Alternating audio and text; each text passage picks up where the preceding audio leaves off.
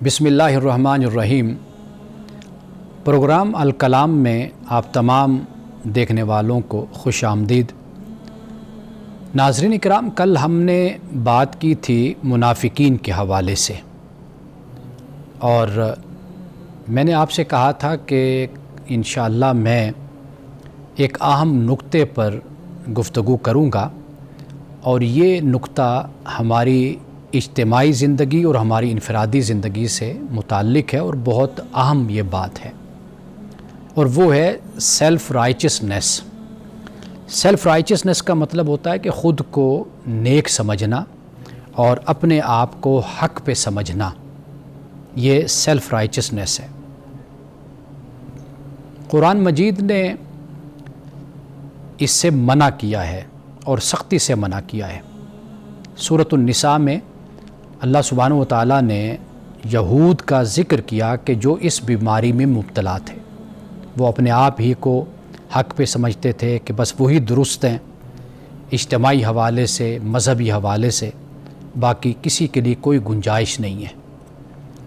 اور سورۃ النجم میں اللہ سبحانہ و تعالیٰ نے مومنین کو اس رویے سے، اس سوچ سے منع کیا ہے۔ سورۃ البقرہ میں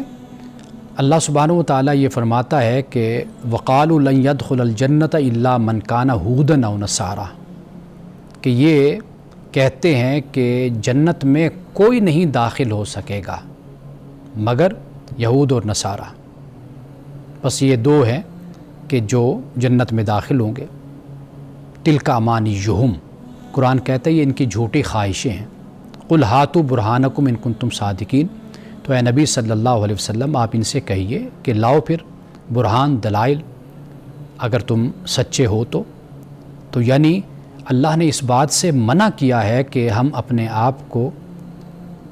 جنت کے حوالے سے یا کسی کو جہنم کے حوالے سے ہم منسوب کریں، یا اس کی نشاندہی کریں، یا اس کو جہنمی کہیں، یا کسی کو اپنی طرف سے خود جنت کا سرٹیفکیٹ دیں۔ یہ ہے سیلف رائچسنس۔ یہ جس طرح یہود کو، نصارہ کو عمل سے بالکل بیگانہ کر دیا،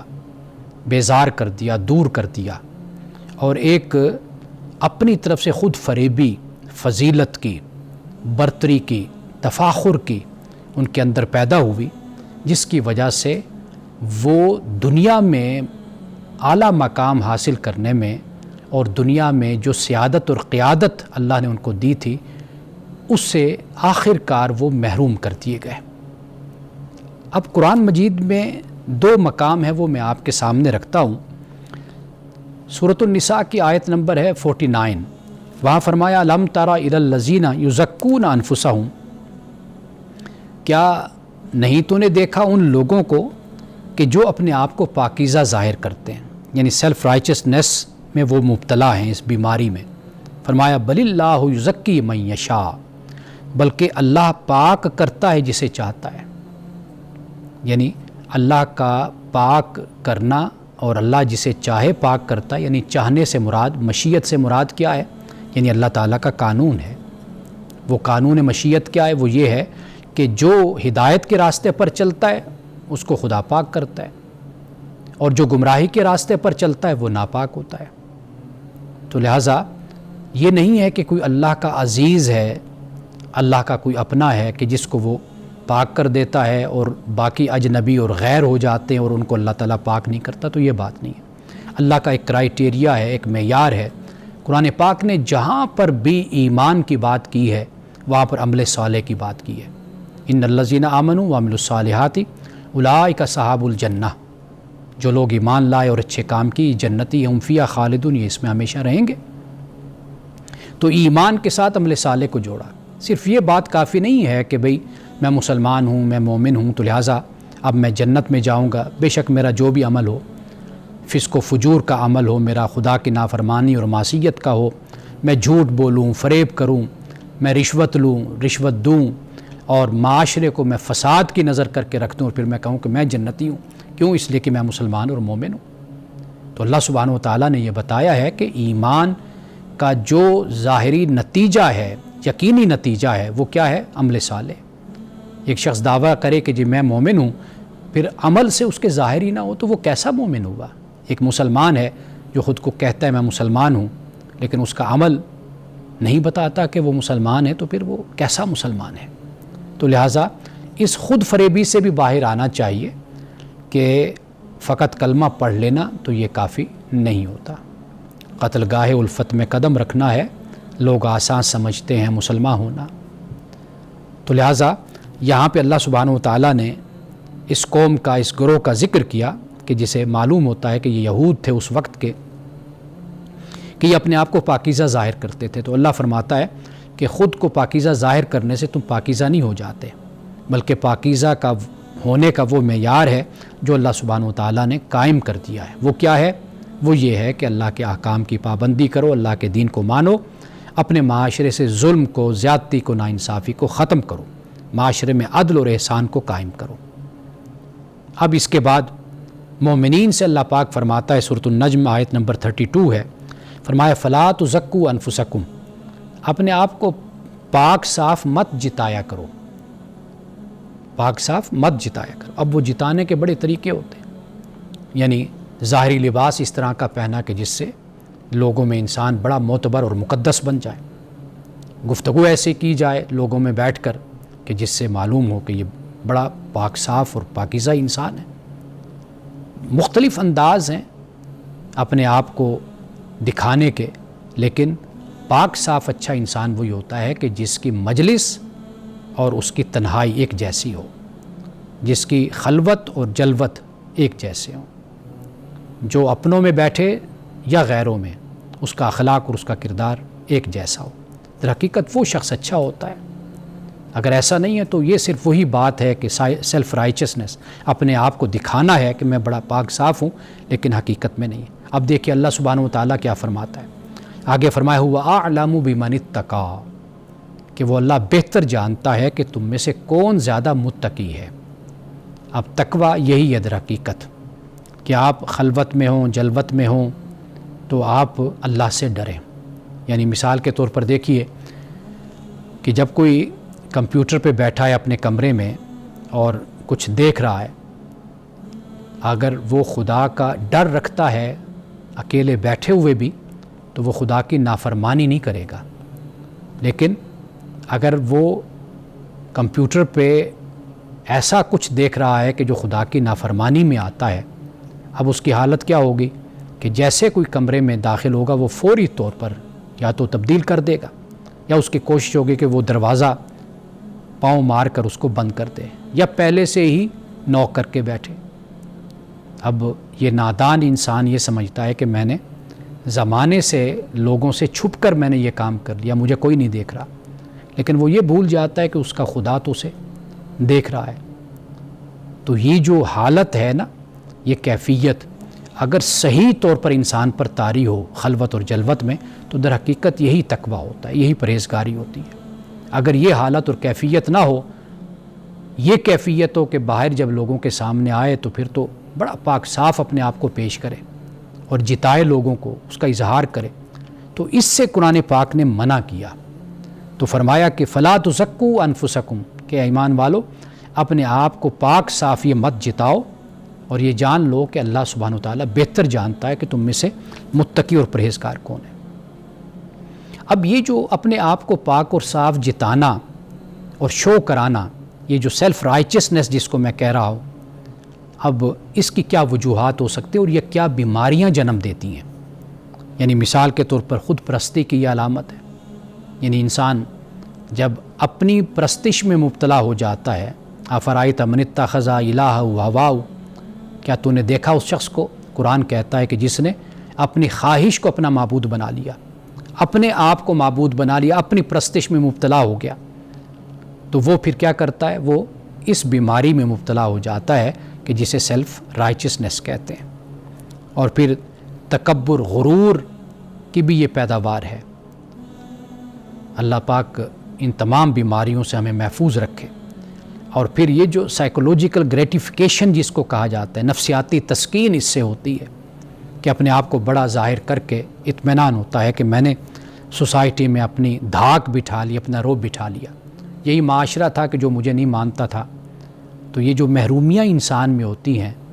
جو ڈپرائیو پیپل یا ڈپرائیو چلڈرن میں ان کو کہتا ہوں، معاشرے کے محروم بچے، یہ پھر کسی نہ کسی طریقے سے بدلہ لیتے ہیں۔ جیسے آپ دیکھتے نا کہ گھر میں بچہ ہو، جب اس کی طرف توجہ نہ دی جائے تو وہ برتن توڑتا ہے، چیزیں توڑتا ہے۔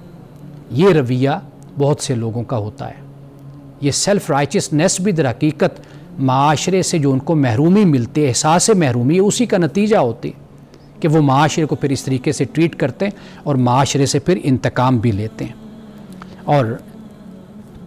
آخری بات جو میں نے کل بھی بیان کی تھی، اس کی میں ذرا وضاحت کر دوں، وہ یہ ہے کہ دنیا میں بڑی بڑی سیاسی تحریکیں اور انقلابات کی جو بنیاد ہے وہ یہی سیلف رائچسنیس ہے، اور ان سے بڑے بڑے فسادات نے جنم لیا ہے دنیا میں۔ اور پھر ہوا کیا ہے کہ اس کی سزا پھر پوری قوم نے بھگتی ہے، اس میں مبتلا ہوئی ہے، اور یہ سزا پھر کئی دہائیوں تک چلتی رہی ہے، صرف ایک شخص کی جسے سیلف رائچسنیس کا احساس جو اس کے اندر ہوتا ہے، اور جو اس کے گروہ کے اندر، اس کی جماعت کے اندر، فرقے کے اندر، یعنی اگر آپ فرقوں کا بھی مطالعہ کر کے دیکھیے، اسلامی تاریخ کو ہی پڑھ کر دیکھ لیجئے، وہاں پر بھی آپ کو یہی چیز ملے گی۔ یعنی معتزلہ ہیں، اشاعرہ ہیں، ماتریدیہ ہیں، اس کے علاوہ دیگر ہیں، وہاں پر کیا صورتحال آپ کو نظر آتی ہے؟ وہ یہی ہے کہ میں حق پہ ہوں، میں سچ پہ ہوں، تو لہٰذا میں اپنے فریق مخالف کے ساتھ زیادتی بھی کر رہا ہوں تو میں ٹھیک کر رہا ہوں، کیونکہ وہ اس کے حقدار ہیں، اور چونکہ میں حق پر ہوں تو لہٰذا میں ان کے ساتھ ہر طرح کی زیادتی کر سکتا ہوں۔ خلق قرآن کا مسئلہ پیدا ہوا، اور اس کے علاوہ دیگر مسائل پیدا ہوئے۔ بڑے بڑے ائمہ کے ساتھ کیا سلوک کیا گیا؟ وہ اسی بنیاد پر ہی سلوک کیا گیا کہ یہی بیماری اس وقت کے گروہوں میں اور جماعتوں میں پیدا ہو گئی تھی۔ ناظرین کرام، اس سے آگے ہم بات کرتے ہیں ایک وقفے کے بعد۔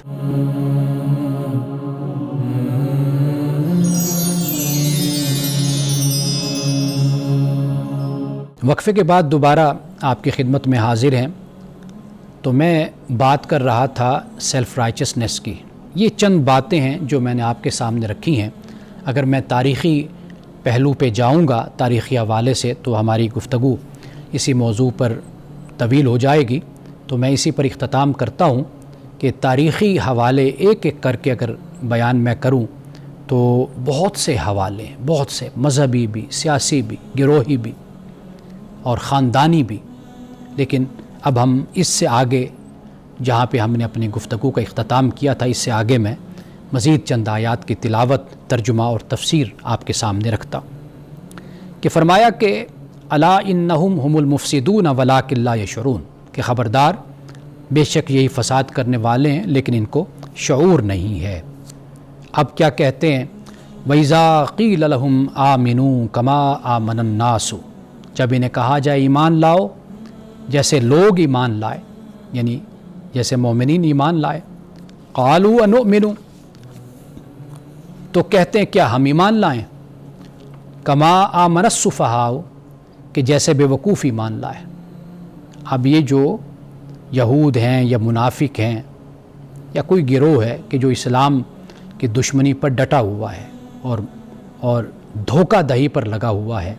جن کے دلوں میں مرض ہے، بیماری ہے، جو فساد فی الارض کر رہے ہیں، جب انہیں کہا جائے کہ ایمان لاؤ تو کہتے ہیں کیا ہم ایمان لائیں، کہ جیسے بے وقوف لوگ ایمان لائیں، یعنی ایمان والوں کو بے وقوف۔ کیوں بے وقوف کہہ رہے ہیں؟ اس لیے کہ مومنین نے اپنا تن، من، دھن، جان، مال سب کچھ اسلام کے لیے قربان کر دیا، تو یہ تو بڑی ذہانت رکھنے والے لوگ ہیں، بڑی عقل رکھنے والے لوگ ہیں کہ انہوں نے اپنے مفادات کا تحفظ کر لیا ہے، اور جو مومنین ہیں انہوں نے اپنا سب کچھ اللہ کی راہ میں قربان کر دیا۔ اب ان کی نظر میں وہ بے وقوف ہے۔ یعنی عربی زبان میں جب ہم سفہن کا لفظ استعمال کرتے ہیں، اور اس کا مطلب ہوتا ہے ہلکا پن، اور عقل کی جو کمی ہوتی ہے نا، یہ انسانی ذات میں سب سے زیادہ یعنی ہلکا پن یہی ہوتا ہے۔ جو چھوٹے بچے ہیں جن کا مال ہے، ان کو بھی قرآن پاک نے سفیہ، سفہاء، سفیہ کا لفظ ان کے لیے بھی استعمال ہوا ہے، یعنی ان میں ابھی عقل میچور نہیں ہوتی، ان کی سمجھ میچور نہیں ہوتی، وہ اپنا کاروبار، تجارت سنبھال نہیں سکتے۔ تو یہ لوگ ایمان والوں کو کہتے ہیں کہ یہ بے وقوف ہیں، کیا ہم ایمان لائیں کہ جیسے یہ بے وقوف ایمان لائے؟ الا انہم ہم السفہاء، خبردار بے شک یہی لوگ بے وقوف ہیں، ولکن لا یعلمون، لیکن یہ جانتے نہیں ہیں، ان کو عقل نہیں، شعور نہیں، سمجھ نہیں ان کو، یہ بس دنیا داری کو دیکھ رہے ہیں کہ جو بڑے کاروباری لوگ تھے انہوں نے اسلام قبول کیا تو اپنا کاروبار انہوں نے اللہ کی راہ میں قربان کر دیا، تجارت قربان کر دی، مال قربان کر دیا، تو یہ چیزیں دیکھ رہے ہیں کہ جیسے حضرت مصعب بن عمیر نوجوان، یعنی جن کی عمر غالباً 20 سال سے بھی کم ہوگی، بڑے امیر کبیر خاندان سے تعلق رکھتے تھے، بڑی مہنگی خوشبوئیں استعمال کرتے تھے، بڑے اچھے کپڑے پہنتے تھے، بڑے اچھے جوتے، اور وہ اپنی خوشبو سے پہچانے جاتے تھے، یعنی گلی کوچے مہک جاتے تھے ان کی خوشبو سے، لیکن جب اسلام قبول کیا تو سب کچھ اللہ کی راہ میں قربان کیا، پھر پیوند لگے کپڑے بھی پہنے ہوئے تھے، تو لہٰذا یہ دیکھتے ہیں کہ بھئی انہوں نے اپنی دنیا سب کچھ قربان کر دی، تو یہ تو نعوذ باللہ بے وقوف لوگ ہیں، تو اللہ کہتے ہیں کہ یہی لوگ بے وقوف ہیں، لیکن یہ جانتے نہیں، ان کو پتہ نہیں ہے کہ بھئی ایمان والوں نے اللہ تعالیٰ سے کیا بیع کیا ہے، جیسے قرآن نے کہا ان اللہ اشتری من المؤمنین انفسہم واموالہم بان لہم الجنہ، کہ جنت کے بدلے میں اللہ نے مومنین کی جانوں اور ان کے مالوں کو خرید لیا ہے، تو جنت کے بدلے میں، تو یہ کوئی گھاٹے کا سودا تو نہیں ہے۔ اب اس کے بعد فرمایا وَإِذَا لَقُوا الَّذِينَ آمَنُوا قَالُوا آمَنَّا، اور جب یہ ایمان والوں سے ملتے ہیں تو کہتے ہیں آمنا، ہم ایمان لائے۔ یہ ان کا رویہ، آپ دوغلی چال ان لوگوں کے دیکھ لیجئے، ایک طرف تحقیر کا انداز ہے کہ ہم ایمان لائے، جیسے بیوقوف ایمان لائے، اب ادھر جب ایمان والوں سے ملتے ہیں تو کہتے ہیں ہم تو ایمان لائے ہیں۔ وَإِذَا خَلَوْا إِلَىٰ شَيَاطِینِهِمْ، اور جب یہ واپس اپنے شیاطین کی طرف جاتے ہیں تو کیا کہتے ہیں قَالُوا إِنَّا مَعَكُمْ، کہ ہم تو تمہارے ساتھ ہیں، اور إِنَّمَا نَحْنُ مُسْتَهْزِئُونَ، اس میں کوئی شک نہیں کہ ہم تو ٹھٹھا مذاق کرتے ہیں، مسلمانوں کے ساتھ استہزاء کرتے ہیں۔ اب یہاں پر یہ دیکھ لیجئے ایک دو الفاظ ہیں جن کی وضاحت ضروری ہے۔ ایک تو شیاطین یعنی شیطان کی یہ جمع ہے،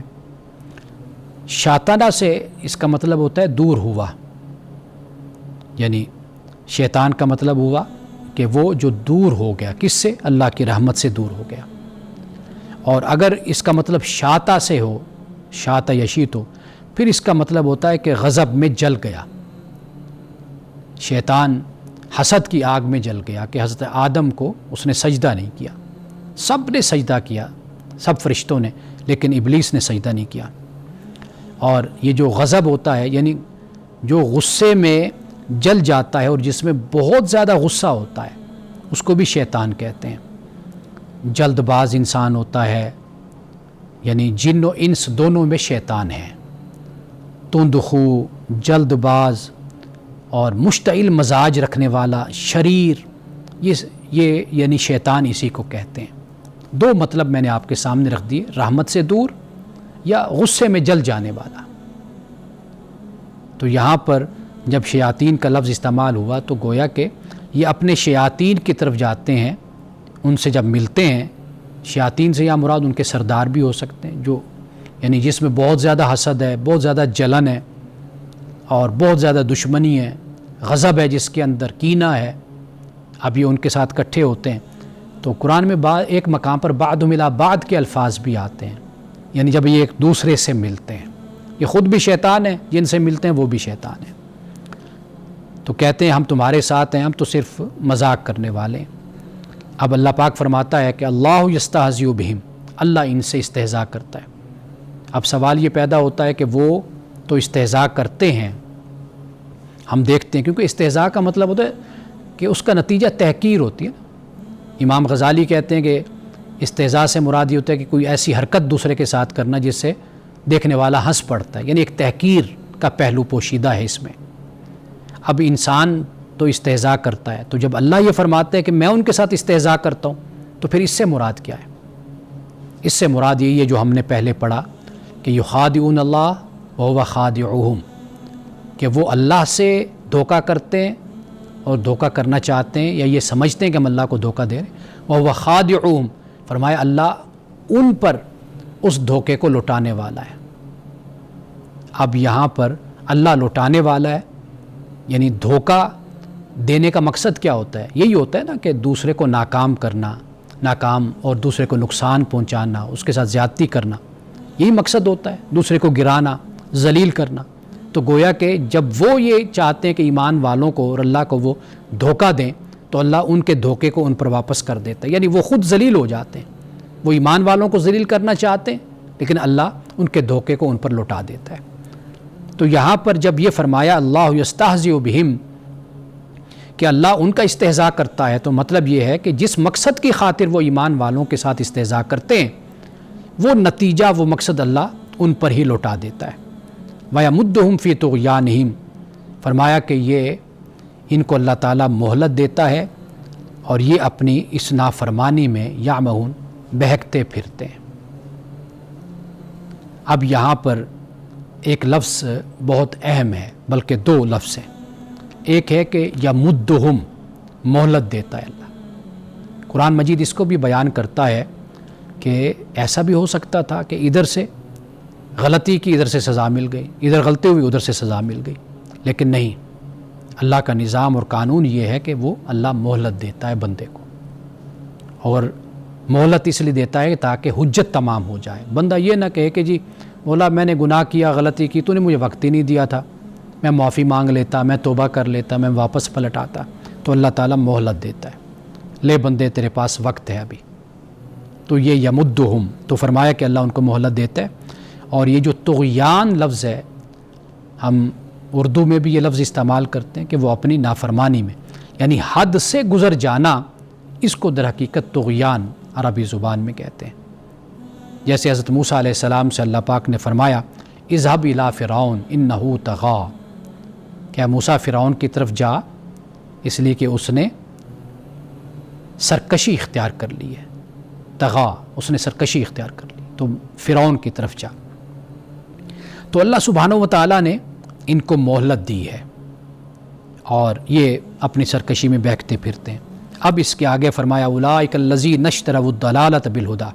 یہ وہ لوگ ہیں کہ جنہوں نے ہدایت کے بدلے گمراہی کو خرید لیا۔ اشتراء کا مطلب یعنی آپ یوں بھی کہہ سکتے ہیں کہ ترجیح دے دی ان لوگوں نے ہدایت پہ گمراہی کو، حالانکہ اللہ نے پیغمبر اتارا، کتاب دی، حق اور باطل کو واضح کر دیا، رات اور دن میں جس طرح فرق ہے اسی طرح اسلام اور کفر میں فرق کو واضح کر دیا، لیکن ان لوگوں نے پھر بھی ہدایت پر گمراہی کو ترجیح دی۔ فما ربحت تجارتہم وما کانوا مہتدین، ان الفاظ میں بہت بڑی حقیقت پوشیدہ ہے، وہ یہ کہ فرمایا کہ ان کی تجارت نے فائدہ نہیں دیا، ان کو تجارت نے ان کو فائدہ نہیں دیا، یعنی یہ دنیاوی منفعت میں بھی ناکام ہوئے، وہ بھی آخر ان کی نافرمانی، سرکشی اور ان کی بدکاری، گناہ اور جو کچھ بھی انہوں نے کیا خدا کے دین کے خلاف، اس سے انہوں نے اپنی دنیا کو بھی تباہ کر لیا۔ وما کانوا مہتدین، اور نہ یہ ہدایت پر رہے، نہ ان کو ہدایت نصیب ہوئی، نہ ہدایت پر یہ چلے، تو یعنی دنیا تو اس طرح برباد ہو گئی اور ہدایت بھی نصیب نہ ہوئی، آخرت بھی برباد ہو گئی۔ تو لہٰذا یہ وہ لوگ ہیں کہ جنہوں نے اپنی دنیا کو بھی تباہ کر لیا اور اپنی آخرت کو بھی تباہ کر لیا۔ لیکن ہم دیکھتے ہیں کہ جیسے جیسے اسلام کو غلبہ ہوا، اسلام پھیلتا چلا گیا، مسلمانوں کی دنیا کہاں سے کہاں مسلمان پہنچ گئے، فتوحات میں اور دولت کی کثرت میں، وسعت میں، وہ بھی ہو گیا، اور پھر خدا کی طرف سے آخرت کی عنایت اور آخرت کی نعمتیں بھی ان کو عطا کر دی گئی۔ تو یہ لوگ جو اسلام کی دشمنی میں تھے یہ ناکام ہو گئے۔ اب ناظرین کرام، اس سے آگے جو آیات آ رہی ہیں ان میں انہی میں سے جو ایک دو گروہ ہیں ان کی جو حالت ہے اس کو قرآن پاک نے یہاں پر بیان کیا ہے۔ تو انشاءاللہ یہ جو اگلی 2-3 آیات ہیں ان کا بیان ہم کل کریں گے۔ انہی الفاظ کے ساتھ ہم وقفہ کرتے ہیں، وقفے کے بعد آپ کے سوالات کے جوابات میں عرض کروں گا۔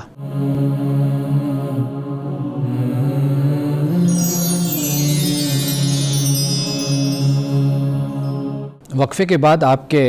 سوالات کے ساتھ میں حاضر ہوں۔ پہلا سوال کسی نے یہ بھیجا ہے کہ کیا مکان گروی لینا یا دینا یہ جائز ہے یا ناجائز ہے؟ اس حوالے سے یہ یاد رکھیے کہ دیکھا جائے گا کہ جو گروی دینے والا ہے یا لینے والا ہے، خاص طور پر گروی دینے والا، وہ کسی مجبوری سے دے رہا ہے یا مجبوری سے نہیں دے رہا۔ اگر وہ مجبوری سے دے رہا ہے تو پھر احکام مختلف ہوں گے، اگر وہ مجبوری سے نہیں دے رہا تو پھر اس کا جو حکم ہوگا وہ مختلف ہوگا۔ یعنی اگر ایک شخص مجبوری سے دے رہا ہے، مثال کے طور پر اس کو پیسوں کی ضرورت ہے، اس کا 1 کروڑ کا مکان ہے، 2 کروڑ کا، اور وہ اس کو 20 لاکھ 10 لاکھ 15 لاکھ کی ضرورت ہے، وہ مجبوری میں چاہتا ہے کہ یہ میرا مکان کوئی رکھ لے اور اس کے بدلے عوض میں مجھے کچھ رقم دے دے تاکہ میں اپنی اس مجبوری کو حل کر سکوں، تو یہ مجبوری کی حالت بن جاتی ہے۔ اس میں صورت یہ بنتی ہے کہ وہ جو مکان ہے وہ بطور ضمانت کے اس شخص کے پاس ہے جس نے جو پیسے 10-15 لاکھ روپیہ دیا ہے، وہ اس کو استعمال بھی نہیں کر سکتا۔ اگر وہ اس کو استعمال کرتا ہے تو پھر وہ اس کا کرایہ دے گا، کرایہ بھی وہی کہ جو مارکیٹ کے مطابق ہے۔ یہ ہے مجبوری کی حالت میں۔ اب آج کل جو نئی صورت ہمارے سامنے آتی ہے وہ یہ ہوتی ہے کہ مکان ایک شخص اس لیے گروی دینا چاہتا ہے کہ اس کا یہ ہوتا ہے کہ بھئی مجھے جو پیسے آئیں گے میں اس سے کاروبار کروں گا۔ اب اس کے جو احکام ہیں یا اس کا جو حکم ہے وہ مختلف ہو جاتا ہے۔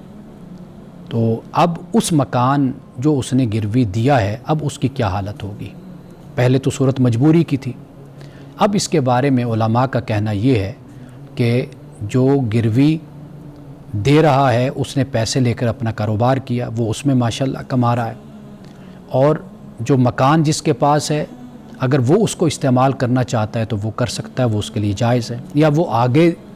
دے کر اس گروی مکان کو رقم کمانا چاہتا ہے یا کرائے پہ دینا چاہتا ہے تو وہ دے سکتا ہے۔ یعنی یہ حالت کو دیکھا جائے گا، یعنی مجبوری کی حالت ہے یا نہیں ہے۔ مجبوری میں ہو تو پھر وہی معاملہ ہے کہ وہ استعمال نہیں کر سکتا، نہ کرائے پہ دے سکتا ہے، نہ خود رہ سکتا ہے۔ اگر رہے گا اب اس کی حالت بدل جائے گی، اب وہ گروی مکان نہیں رہے گا، وہ اب کرائے کی صورت اس کی بن جائے گی، اور کرایہ جس نے گروی مکان دیا ہے وہ اب جو اس کے پاس پیسے ہوں گے وہ اس میں سے مارکیٹ کے مطابق کرایہ کاٹ سکتا ہے، لے سکتا ہے، اور اگر وہ رقم کچھ سالوں کے بعد واپس کرے گا تو وہ کرائے کو منہا کر کے اگر کوئی بچے گا پیسہ تو وہ اس کو واپس کرے گا۔ یہ مجبوری کی صورت ہے۔ اگر مجبوری کی صورت نہیں ہے، آپس میں دونوں معاہدہ کر لیتے ہیں، گروی دینے والا گروی لینے والا، اور وہ دونوں خوشحالی سے، یعنی ایک کاروبار کرتا ہے، دوسرے طریقے سے مکان کو استعمال کرتا ہے، تو وہ جائز ہے، وہ اس کو استعمال کر سکتے ہیں۔ اس کے علاوہ ایک اور سوال ہے کہ قسطوں کے حوالے سے، کہ یہ جو ہم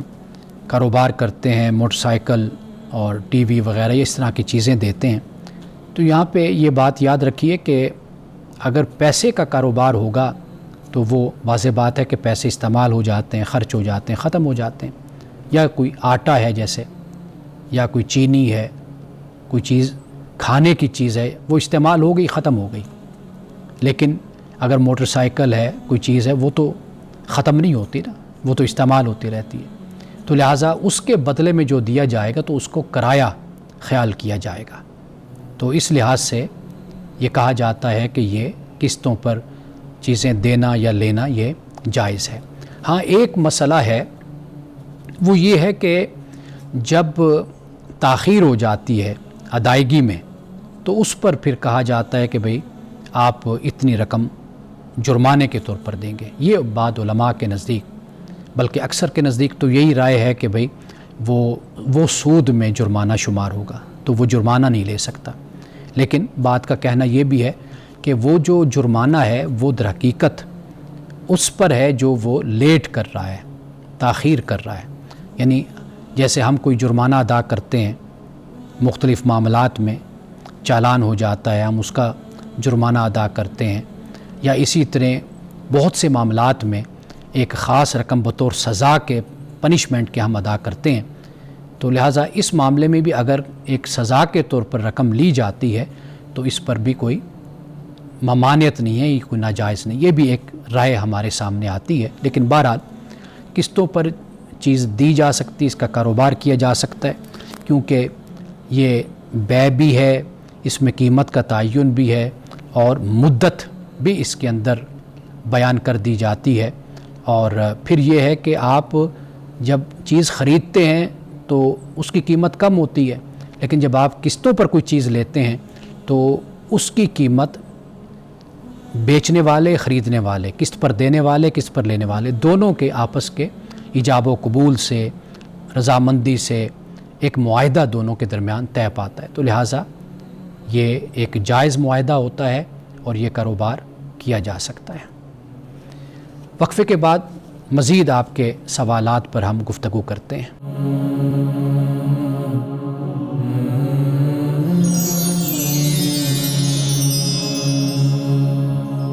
وقفے کے بعد ایک مرتبہ پھر آپ کے سوالات کے ساتھ ایک سوال یہ بھیجا گیا ہے کہ ایک صاحب کہتے ہیں کہ 5 سال پہلے میں نے کسی کو قرضہ دیا تھا 5 لاکھ روپیہ، تو اب روپیہ ڈی ویلیو ہو گیا، اب وہ جو 5 سال بعد جو رقم میری بنتی ہے وہ آپ یوں کہہ لیجئے کہ وہ 5 لاکھ اب نہیں رہتی۔ اب جس طرح مہنگائی ہو گئی، افراط زر ہوا، جس کی وجہ سے وہ 5 لاکھ کم ہو کر وہ 4 پہ آ گیا، 3.5 پہ آ گیا، تو اس کی یہ ویلیو بن گئی۔ تو اب جب میں نے قرض واپس مانگا اور مجھے مقروض نے قرض دیا تو اس نے وہی 5 لاکھ ہی مجھے دینا ہے، تو اس کا کیا معاملہ کیا جائے کہ جو قرض خواہ ہے وہ تو نقصان میں رہا؟ ایسے سوالات علماء سے پوچھے بھی جاتے ہیں، اور یہ آئے دن ہمارا تجربہ اور مشاہدہ بھی ہے، اور اس پر جھگڑے بھی بڑے ہوتے ہیں۔ یعنی مثال کے طور پر 5 سال نہیں، 10 سال، 15 سال، 20 سال گزر گئے، تو ایک رقم دی گئی، اب وہ رقم جب واپس کی گئی 20 سال کے بعد، 15 سال بعد، 10 سال بعد، وہ بالکل تھوڑی سی رقم رہ گئی، اس کی کوئی ویلیو نہ ہوئی۔ اب یہ ایک بڑا اہم مسئلہ ہے۔ اس کا حل جو ہے وہ یہ ہے، 2-3 حل ہیں، وہ میں آپ کے سامنے رکھ دیتا ہوں۔ ایک تو علماء نے یہ کہا کہ بھئی قرض خواہ تقاضا نہیں کر سکتا مقروض سے کہ بھئی اس وقت اتنی رقم بنتی تھی، اب اس حساب سے اگر دیکھا جائے تو یہ اتنی زیادہ بنتی ہے، تو آپ مجھے یہ ساری رقم دیں جو اوپر کی بنتی ہے اس حساب سے۔ تو یہ قرض خواہ تقاضا نہیں کر سکتا۔ ہاں، مقروض کو رغبت دلائی جا سکتی ہے، ترغیب دی جا سکتی ہے کہ بھائی دیکھو آپ مشکل وقت میں تھے، آج سے 5-10 سال پہلے اس نے آپ کی مدد کی تھی، تو اس وقت پیسے کی یہ ویلیو تھی، آج یہ ویلیو ہے، تو آپ ماشاءاللہ آپ خوشحال ہو، وسعت بھی ہے، سب کچھ ہے، تو آپ احساناً اور نیکی کے ساتھ آپ اس کو زیادہ دے دو، یہ ہو سکتا ہے۔ لیکن قرض خواہ تقاضا نہیں کر سکتا، یعنی زبردستی یہ نہیں کہہ سکتا کہ بھئی مجھے اس طرح دو۔ ایک صورت یہ بھی بنتی ہے کہ جب آپ قرض دیتے ہیں تو آپ اس وقت یہ طے کر لیں کہ بھئی آپ مجھے اتنے ڈالر دے دیں گے، یعنی 1 لاکھ روپے کے برابر 5 سال بعد، 10 سال بعد آپ مجھے ڈالر یا پاؤنڈ یا یورو دے دیں گے۔ ایک صورت یہ بھی بنتی ہے۔ ایک صورت یہ بھی بنتی ہے کہ جب آپ قرض دے رہے ہیں آپ اسی وقت کہہ دیں کہ میں دے تو آپ کو روپے میں رہا ہوں، لیکن مجھے آپ نے واپس جو انسا ہے ڈالر میں کرنا ہے، یا آپ نے پاؤنڈ میں کرنا ہے، یا سونے میں، گولڈ میں کرنا ہے۔ تو وہ آپ یعنی مثال کے طور پر اگر ایک وقت میں اگر آپ نے 2-2.5 لاکھ روپیہ آپ نے دیا یا 3 لاکھ روپیہ دیا، تو اس وقت 1 تولہ سونا ہے، تو آپ 10 سال گزر جائیں، 20 سال گزر جائیں، 15 گزر جائیں، آپ یہ معاہدہ کر لیں کہ یہ میں دے تو آپ کو اس طرح رہا ہوں، لیکن اس وقت جو سونا بنتا ہے وہ اتنے روپے میں بن رہا ہے، تو لہٰذا آپ مجھے 10-20 سال بعد جب بھی آپ مجھے دیں گے تو آپ مجھے سونے کے حساب سے، یعنی 1 تولہ سونا آپ نے مجھے دے دینا ہے، کیونکہ اس وقت ان پیسوں کی جو اماؤنٹ ہے یہ مساوی ہے 1 تولہ سونے کے۔ ہاں،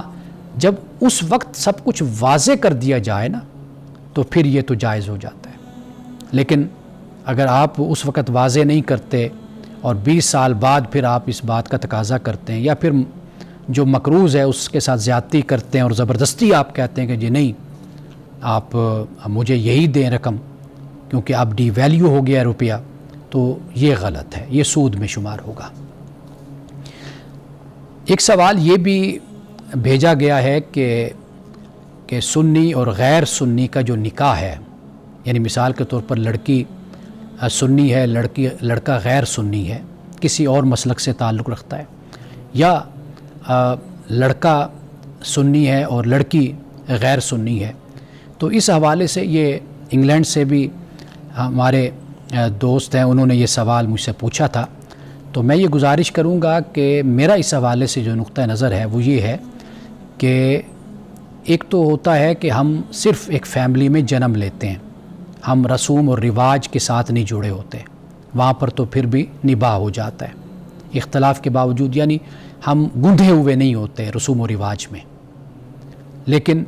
وہ صورت کہ جہاں پر ہم اپنے مسلکی اور فرقے کے جو رسوم و رواج ہوتے ہیں، روایات ہوتے ہیں، ان کے ساتھ ہم بہت زیادہ جڑے ہوتے ہیں، تو وہاں پر پھر ہمیں احتیاط اس لیے کرنی چاہیے کہ پھر آنے والی زندگی میں، ازدواجی زندگی میں، خاندانی زندگی میں مشکلات پیدا ہوتی ہیں ان رواج اور رسوم کی وجہ سے۔ یہ اس مسئلے کو آپ اس طرح سمجھ لیجئے کہ جیسے ہمارے فقہا نے بیان کیا کہ آپ اپنے ایک سماجی سٹیٹس کو دیکھ لیتے ہیں، اپنے خاندان کو دیکھ لیتے ہیں، آیا کہ ہم ایک دوسرے کے ساتھ چل سکتے ہیں۔ بہت سے معاملات ہوتے ہیں، جیسے تعلیم کا معاملہ ہوتا ہے، مال و دولت کا مسئلہ ہوتا ہے، خاندان کا مسئلہ ہوتا ہے، تو ان چیزوں کو ہم دیکھتے ہیں نا، اس لیے کہ تاکہ زندگی اچھی گزرے۔ تو اسی طرح اگر بہت زیادہ کوئی اپنے مسلک اور فرقے کے ساتھ جڑا ہوا ہے اور وہ جب کوئی دن آتے ہیں، مہینے آتے ہیں، تو وہ اس میں انہی رسوم و رواج کو ادا کرتا ہے اور بہت زیادہ اس کا پابند ہے، تو پھر وہاں پر اس طرح کے مسائل پھر ضرور پیدا ہوتے ہیں، اور یہ اختلافات پہلے تو سامنے نہیں آتے لیکن بعد میں پھر سامنے آنا شروع ہو جاتے ہیں۔ تو اگر ان سارے معاملات کو دیکھ کر قدم اٹھایا جائے تو پھر اس بات کا امکان ہوتا ہے کہ زندگی سکون سے اور اطمینان سے اور اتفاق اور محبت سے گزرے گی۔ ناظرین کرام، آخر میں جاتے ہوئے ایک حدیث، رسول اللہ صلی اللہ علیہ وسلم اللہ سبحانہ و تعالیٰ سے یہ دعا فرمایا کرتے تھے کہ اللہ میری نظروں اور میری سماعت، میری زبان اور میرے دل کی حفاظت فرما، یعنی حفاظت یہی ہوتی ہے، ہم بھی اللہ تعالیٰ سے یہ دعا کریں کہ اللہ ہماری نظروں کی، ہماری سماعت کی، ہماری زبان کی اور ہمارے دل کی حفاظت فرما، یعنی ان اعضاء کو ہم تیری منشا اور تیری مرضی اور تیری رضا کے مطابق ہم استعمال کریں۔ انہی الفاظ کے ساتھ اجازت دیجیے، انشاءاللہ کل پھر آپ کے ساتھ ملاقات ہوگی۔